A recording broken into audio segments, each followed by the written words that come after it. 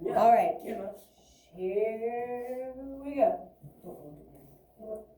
Maybe don't talk. Don't say Kenna like that, and she I will. said. No.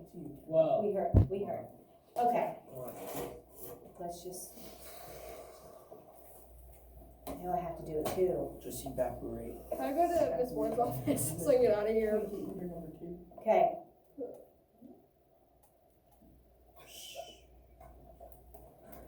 Sorry. So we're gonna backtrack. We left off on slide, I believe this is 25. Yes, we left off on slide 25. So 3 types of plate boundaries, right? Do you want to hear me wrap it out again? Yeah. Yeah. Convergent, collide, divergent, divide, transform, to complete slide. That good. Oh, you're really hurt. Oh, it hurts. Oh. Okay. God. So, we talked a little out of order from the lyrics. We did the divergent first. Show me with your hands what it means for divergent. How are they moving? Divergent, divide. Incomplete. That play was not successful. Okay. So, divide means to pull apart. All right. So, on one of your notes, wrong way. It showed the major things that can happen, or the events, the land features, or what to expect. Rift valleys, earthquakes, mid-ocean ridges, normal faults, and seafloor spreading. Okay? So we're going to continue with a little of that today as we get to our convergent. But the last thing with divergent are these normal faults. It's like playing tug of war. If we're playing tug of war, and David gets funny and he lets go, I'm going to drop down, right? So if these are pulling apart and one lets go, they finally separate, one's going to drop down, okay? So the normal fault is the dropping down. Okay. All right, convergent. Show me with your hands what that means. Come together, right? So they're going to come together. Good. So these are actually called compression forces. What? So like, if like, the plates separate, could that like create a sinkhole? It could. What is that, Brady? It could. We call, so sometimes a rift can form, and that's another name kind of for a big opening like that. So it has a different name, but that same idea that you're talking about. So if that happens at continental crust, like here, and it would pull apart, like it could be like this big opening. Yes. I like your talent. Thank you. Okay, so convergent means come together. All right, they come together or collide. This can happen at oceanic and continental plates. Obviously, if this is happening at continental plates, it's dealing with continental crust. And what usually happens is these layers, so if this is one plate and this is another plate, and they are pushing together, they will start to, the land will start to kind of ripple and roll over itself and form into a mountain. Okay? And we call this effect folding and faulting. So you can kind of see it up here. You can also see it with my towel. It kind of just folds and like rolls over itself. And this is one of the biggest processes that form our mountains. And the Himalaya mountain range is the largest mountain range in the world. And these compression forces are, compression is a push, right? So our divergent boundaries were a tension force or a pull. These are a push. And the fault that's associated with these compression forces are called a reverse fault. So the normal is divergent, the reverse is considered associated with the convergent. Normal and reverse. So if the normal one dropped down, what do you think a fault's going to do if it's the reverse of that? Go up. It's going to pop up. So if plates are coming together, one's going to pop up over the other one. Okay? And so you can kind of see that. They're coming together and then one pops up. So if you remember that the normal fault is dealing with like tug of war and one pulls away and drops down, then the reverse of that goes with the convergent, and reverse means the opposite. So instead of pulling apart and dropping down, they're gonna come together and pop up. So here's the thing, notice how it has the weird font, it's bold, but these are the things that can form: mountains, trenches, subduction zones, reverse faults, earthquakes, and volcanoes. So we've had earthquakes on both of them so far, at both boundaries.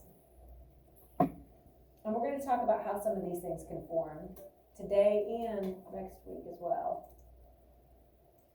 All right, so this can also happen at oceanic plates, when two ocean plates come together. Or when an oceanic hits a continental. Because if you remember back from last unit, we said that the oceanic crust is a lot thinner and less dense than the continental. The continental was much thicker and much denser.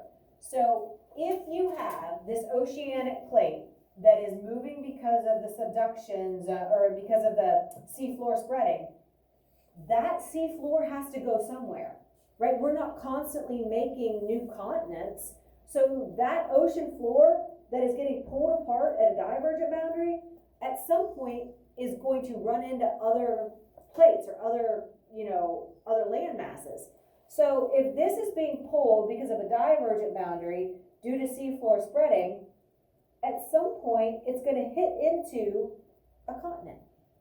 And because this is so much denser, the oceanic plate subducts or ducks beneath, it's clicking, isn't it? The continental crust. And so here's one of your terms, subduction zone.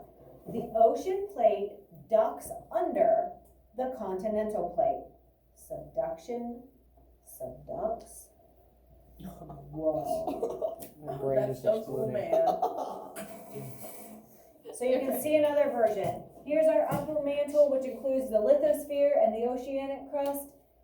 Seafloor spreading causes the plates to move this way away from the ridge, and then it hits this more dense continental crust, and it's not going to go up because it's more dense, right? So this one just kind of ducks down, goes underneath. And underneath here and here, it's going into magma, right? Because that's what the asthenosphere, it's full of that magma. So if an ocean plate converges with a continental plate, the denser oceanic plate is going to slide under that continental plate. So even though the continental plate is thicker, it's not as dense. The oceanic is so compressed that it's more dense and it's going to slide beneath. Yes? Could that like cause beaches collapse? To collapse? Like if it goes underneath the sand, it won't collapse down? No, because we'll talk about why. It does cause something pretty major to happen, though. Hold that thought.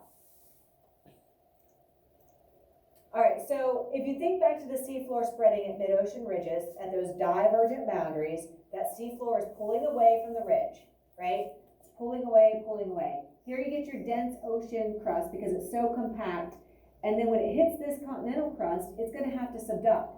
It's not just going to keep adding to that continental crust. Like, we know that our coastlines aren't changing all the time and getting new rock added to it, right? So it has to be going something or going somewhere.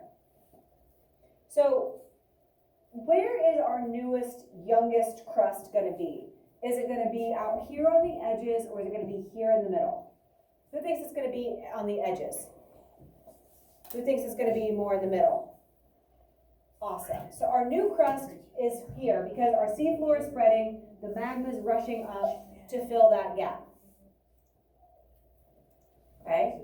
So the oldest crust is then going to be moving until you get to the edges. That's going to be your absolute oldest.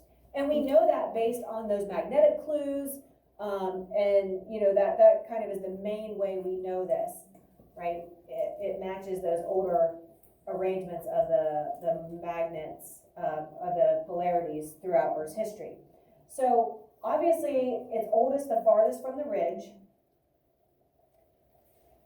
So we're constantly getting new ocean crust, but the old ocean crust has to go somewhere. And that's where this subduction happens. That's where this comes in.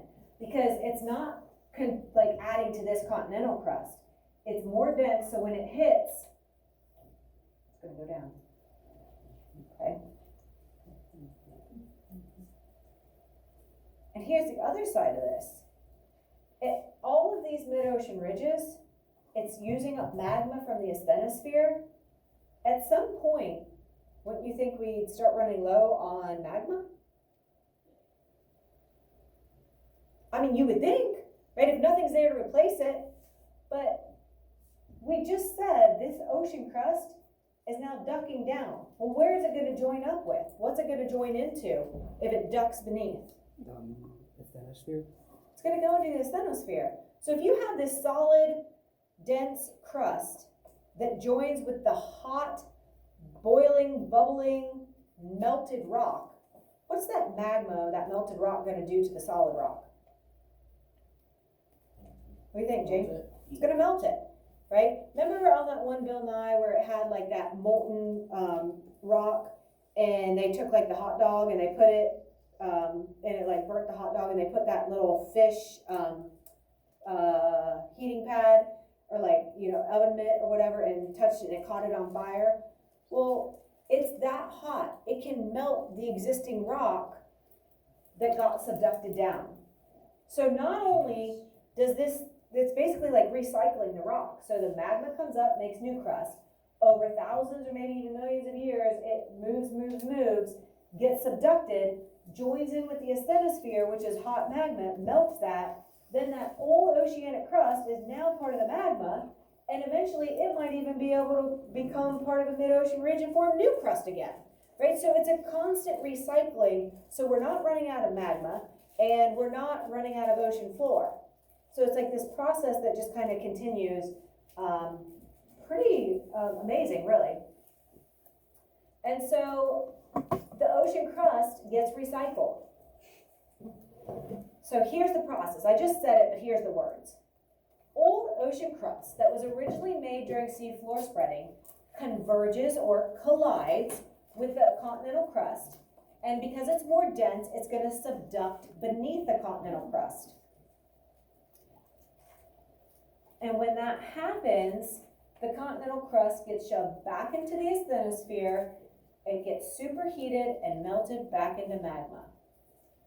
So all the magma that goes up to the mid-ocean ridge at seafloor spreading is using magma up, but then new magma gets created as that old oceanic crust gets recycled at a subduction zone. So it's a big old process. Magma comes up, the plates are separating, you get new crust forming at the mid-ocean ridge, then at divergent boundaries, it's going to pull, now you get old crust. Now it's going to be more dense and sink beneath the continental crust. It goes into the asthenosphere, gets superheated and melted, and becomes part of that convection cell process, and could possibly end up back at another mid-ocean ridge. Did I go too fast? Okay. All right. And so besides the ocean crust getting recycled, something else really cool can happen. And this is kind of going along to what you were questioning, Braden. So here's our mid-ocean ridge, here's our divergent boundary, here's our convergent boundary all along this coastline, right? So a little trench will form. A trench is like an opening. So if you have a plate here, a continental and an oceanic plate here, and the oceanic is going to subduct down, you're going to get a little area where it's kind of like it goes down. So there is going to be that opening, but it's too far away from the beach to matter, right? It's not going to affect the coastline because this is happening farther from the coastline. Because remember, it's happening underneath. The coastlines don't necessarily match up perfectly with our plates. So that's why we don't see that. If it was right at the coastline, it would. It'd like be constantly like sinking down, okay? But what does happen here, you get ocean crust sinking. Well, you get this area right here where you're getting all of this old ocean crust combining with the hot magma of the asthenosphere, and it melts it. Well, you get this accumulation of magma right here at the convergent boundary where the two plates have collided. So what happens if there's any weak spots or fissures or cracks in the crust? There's a lot of pressure here because you have a lot of extra new magma. Guess what comes up? Magma will force its way up through those cracks because the pressure, and it will help release that to let that magma go through. You can get a line of volcanoes that form all along that coastline. And that's one major way that volcanoes form. You get that abundance of magma and heat right at the coastline where the plates converge, and lines of volcanoes can kind of form parallel to that coastline. So you can see forming here and here and here, because this is happening not just at one point, but it's happening all along, right? All along that plate. So sometimes we think of it just being like, oh, this point of the ocean plate meets this point and it goes down, when really it's like the whole thing. So all along this line of the continental crust, you could get volcanoes forming, because you get this abundance of magma here, and it's going to happen all the way along. Yes? Is that why Hawaii has so many volcanoes? Hold that thought. That's actually caused by a hot spot, and we'll talk about that in a couple days. Okay? Okay, so convergent boundaries, they have the reverse fault, which we kind of mentioned already. But I think of this, like I thought of tug of war for our normal faults. I use the demolition derby to think of a reverse fault. Because if you have a collision, that's what demo derby's all about, right? Two cars coming together, they collide. How many times have you seen in the demo derby where they hit and the more dense goes down and the lighter one pops up? It's physics. It happens all the time. That's exactly what's happening with these plates. As the more dense oceanic hits the less dense continental, the more dense is going to hit and go down. Demo cars, same thing. More dense is going to stay down, the lighter one's going to pop up. Okay? It's the exact reverse of the tug of war. Playing tug of war, you let go, one's going to drop down. Demo derby, the cars hit, one typically pops up. Okay? So one's moving upward, giving us the exact reverse effect of the divergent boundary or the normal fault. All right. Our third and final boundary. These are the plates that travel side by side. You're like, well, if they're traveling side by side, like they're going in the same direction, what's the problem? Well, sometimes a plate can move faster than the other. So if one plate's traveling faster and they're kind of stuck together, and then the one speeding up, at some point, the one that's going faster slips away from the slower one. This always reminds me of kids playing. I used to teach 5th grade, so I watched Recess a lot. So it always reminds me of two friends running around, and a lot of times kids are like, they'll hold hands a little bit, come on, like they're trying to grab their friend to get them away from the boys chasing them, or try to get away from the girls that are chasing them or whatever. They're holding hands and they're running, right? And one friend is faster and she's pulling the other friend along. They can only hold hands for so long before the faster friend slips and pulls her hand away. Can you picture that? Like, I can picture it clearly. I watched Recess a lot, right? You see them running, and it's like they can't hold on anymore and they slip past. Or you see this in movies even, like if they're like holding hands, they're trying to like pull each other along, right? And one's stronger and faster and they just pull and they can't hold on and you see that slip. That's what can happen if the plates are traveling in the same direction but at different speeds. This can also happen if the plates are moving in opposite directions. They kind of stick for a little bit and they can only stick for so long before they slide past each other. And then they will do that little break, right, in response to the stress, right? They can take that stress for so long, they can take it, and then they can't, and they slip. So these are called actually strike-slip faults. And it kind of sounds like exactly what those fault lines do. They are stuck together, so they're struck together, and then they eventually slip. Whether they're going together and one pulls ahead, or whether they're moving in opposite directions and they slide past. So when the plates move subtly, we feel this as an earthquake. You can see, here's these rows in the field. you can see the rows are offset. The farmer did not do that, right? There's a plate, they move past each other and now the rows are off. You can see it offset here as well. If you've ever seen the movie San Andreas, they show this like as a Hollywood version, like a huge version of this in that movie. So the plates slide opposite, or they can slide in the same direction but at different speeds. The only thing that happens at a transform boundary are earthquakes. So that's kind of the easy one to remember. So earthquakes are at all three boundaries, but earthquakes is the only event that happens at a transform boundary. And the fault that's associated is that strike slip fault. So if you have a building that is right there on it, and half of it's on one side and half of it's on the other, as they slip, it can split those buildings like basically right in half. Okay. So at the fault line, the two plates stick or strike, then slip past each other. And it causes vibrations that are responsible for earthquakes. So in California, the San Andreas fault line is one of the most active and biggest faults. Very famous here in the United States, obviously. So you can see it's not an up or down fault, it's a horizontal, side to side. This river is now separated side to side, not up and down, like forming a waterfall like the other fault showed. Okay, let's do our songs.